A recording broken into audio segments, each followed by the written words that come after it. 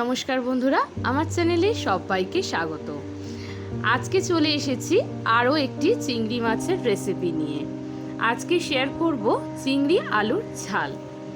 তো দেখো, চিংড়ি আলুর ঝাল বানানোর জন্য কি কি উপকরণ লাগছে সেটা আগে দেখিয়ে দিই। তো তার জন্য সবার প্রথমেই আমি নিয়ে নিয়েছি 200 গ্রাম পরিমাণে চিংড়ি মাছ। চিংড়ি মাছের খোসাটাকে ছাড়িয়ে নিয়ে নুন হলুদ মাখিয়ে আমি মাছটাকে রেখে দিয়েছি।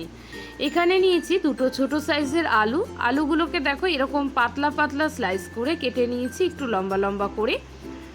আর নিয়েছি এখানে একটা মিডিয়াম সাইজের পেঁয়াজটা যেহেতু পেস্ট করব তাই একটু বড় সাইজ করে কেটে নিয়েছি। আর এখানে নিয়ে নিয়েছি 7 থেকে 8 কোয়া রসুন, ঝালের জন্য দুটো কাঁচা পাকা লঙ্কা আর হাফ ইঞ্চ মতন আদা।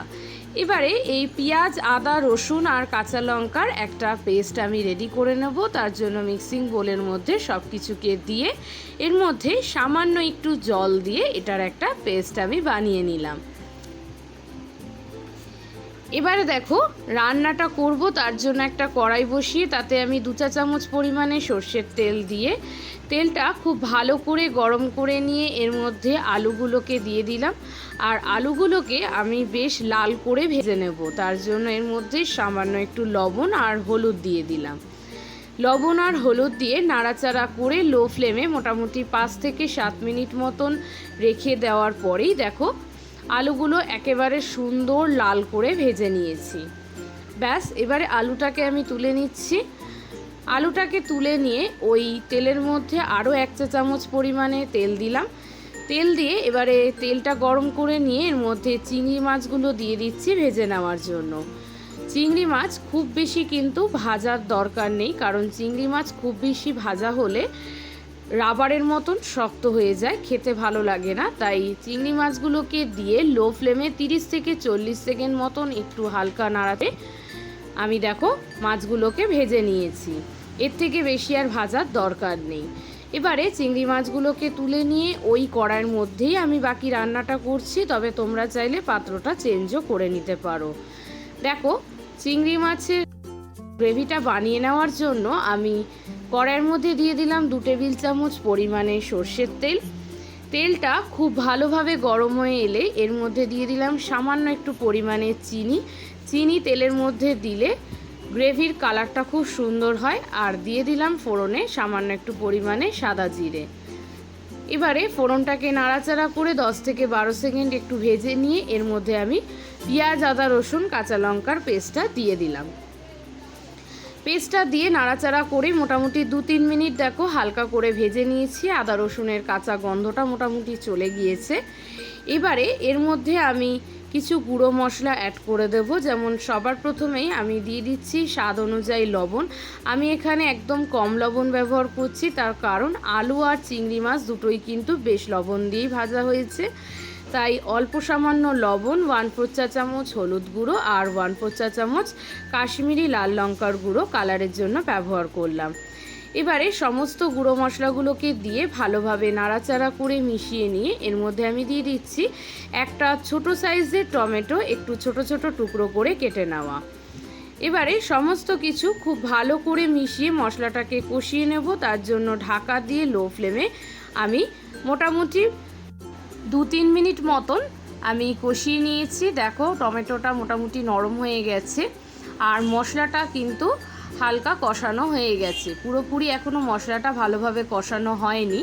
তো তার জন্যই এর মধ্যে আমি সামান্য একটু জল দিয়ে দিলাম, মানে প্রায় হাফ কাপ পরিমাণে উষ্ণ গরম জল দিয়ে দিলাম। জলটা দিয়ে খুব ভালো করে মশলার সাথে মিশিয়ে নিয়ে আবারও ঢাকা দিয়ে কিছুক্ষণ রান্না করে নেব। দেখো 5 থেকে 6 মিনিট বাদে ঢাকনাটা তুললাম, জলটা একদম টেনে নিয়েছে। আর এবারে কিন্তু দেখো টমেটোটাও নরম হয়ে গেছে আর মশলাটা ভালোভাবে কষিয়ে নেওয়া হয়ে গেছে। এবারে এই মশলার মধ্যে আমি দিয়ে দিচ্ছি ভেজে রাখা আলু আর ভেজে রাখা চিংড়ি মাছ।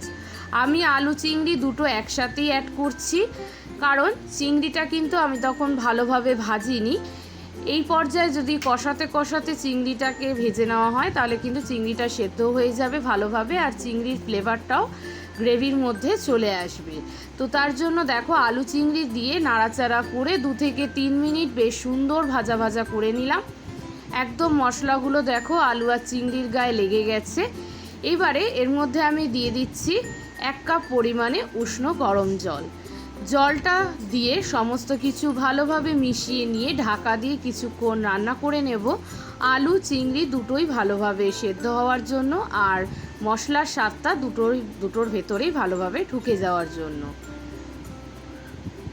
তো দেখো ঢাকা দিয়ে লো ফ্লেমে মোটামুটি 5-7 মিনিট মতন রান্না করেছি। ঝোলটা দেখো একেবারে পুরোপুরি টেনে নিয়েছে। আর এদিকে আমি একটু চেক করে দেখে নেব, দেখো আলুগুলো কিন্তু একদম পারফেক্ট সেদ্ধ হয়ে গেছে। আমি সবকটা আলু একটু ভেঙে দেখে নিচ্ছি, আলুগুলো কিন্তু ভালোভাবে সেদ্ধ হয়ে গেছে। আর চিংড়ি মাছের যে ফ্লেভারটা সেটা কিন্তু গ্রেভিতে ঢুকে গিয়ে দারুণ একটা স্মেল বেরোচ্ছে। ব্যাস মশলা তো একদম সুন্দর কষানো রেডি, দেখো কত সুন্দর কালারটাও এসেছে। এবারে এর মধ্যে আমি দিয়ে দেব পরিমাণ মতন জল। তো এখানে আমি আরও 1 কাপ পরিমাণে জল দিচ্ছি। আমি রান্নাটি একেবারেই ঝোল করব না, আবার খুব একটা বেশি শুকনোও করব না, একদম গামাখা হবে। তাই জন্য আমি এখানে 1 কাপ জল দিয়ে দিলাম। জলটা দিয়ে খুব ভালো করে মিশিয়ে নিয়ে এর মধ্যে আমি দিয়ে দিচ্ছি সামান্য একটু পরিমাণে চিনি। চিনিটা দিলে কিন্তু সব কিছুর স্বাদটা ব্যালেন্স হয়, তার জন্যই চিনিটা দেওয়া, তবে তোমরা চাইলে এটা নাও দিতে পারো। আর দিয়ে দিলাম 1/2 চামচ পরিমাণে গরম মশলা গুঁড়ো। ব্যাস সব কিছু মিশিয়ে নিয়ে ভালো করে ঝোলটাকে ফুটিয়ে নিয়ে গ্যাসটাকে বন্ধ করে দিয়ে ঢাকা দিয়ে কিছুক্ষণ আমি রেখে দেবো। তাহলেই রেডি হয়ে গেল আমার এই চিংড়ি আলুর ঝালের রেসিপিটি। গরম ভাতের সাথে এটা কিন্তু খেতে ভীষণ ভালো লাগে। তোমরা অবশ্যই বাড়িতে একবার এই রেসিপিটি ট্রাই করো আর আমাকে কমেন্টে জানিও তোমাদের কেমন লাগলো। আমার আজকের এই রেসিপিটি তোমাদের যদি ভালো লাগে তাহলে ভিডিওটিকে একটা লাইক করে দিও আর বন্ধুদের সাথে ভিডিওটিকে অবশ্যই শেয়ার করে নিও। আমার চ্যানেলটিকে এখনও যারা সাবস্ক্রাইব করোনি প্লিজ আর দেরি না করে চ্যানেলটিকে তাড়াতাড়ি সাবস্ক্রাইব করে দিও। দেখা হবে পরের একটি ভিডিওতে। ধন্যবাদ।